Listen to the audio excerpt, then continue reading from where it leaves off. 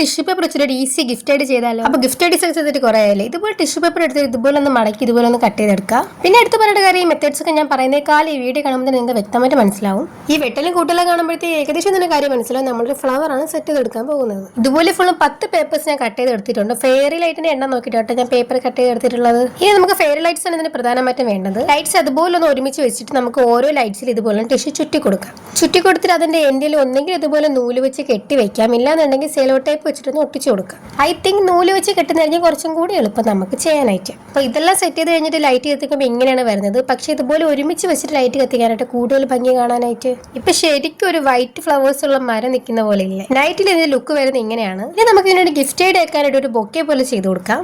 അതിന് tissue paper ഇതുപോലെ വെച്ചിട്ട് ഇതുപോലെ ഒരു റിബൺ കൂടി കെട്ടിക്കൊടുത്താൽ മതിയാവും. ഫസ്റ്റ് ലുക്ക് കാണുമ്പോൾ ഇതിൽ ഫെയറി ലൈറ്റ്സ് വെച്ച് ചെയ്തെന്ന് പെട്ടെന്ന് മനസ്സിലാകത്തില്ല. അപ്പൊ നമുക്ക് സർപ്രൈസ് ആയിട്ട് ഇതുപോലെ ലൈറ്റ് കത്തിച്ച് ഞെട്ടിപ്പിക്കാട്ടോ. അപ്പൊ ഇതിന് 2 രീതി യൂസ് ചെയ്യും. ഒന്ന് ഇതുപോലെ സെറ്റ് ചെയ്ത് നമുക്ക് ടേബിൾ ഡെക്കോറേറ്റ് വെക്കാം, മറ്റേത് ഇതുപോലെ ഒന്ന് ബൊക്കെ ആയിട്ട് നമുക്ക് ഗിഫ്റ്റ് ആയിട്ടും കൊടുക്കാം. ലൈക്ക് സബ്സ്ക്രൈബ് ഒക്കെ ഇപ്പൊ തന്നെ ചെയ്തേക്ക്. അടുത്ത വീഡിയോ കാണാം. ബൈ.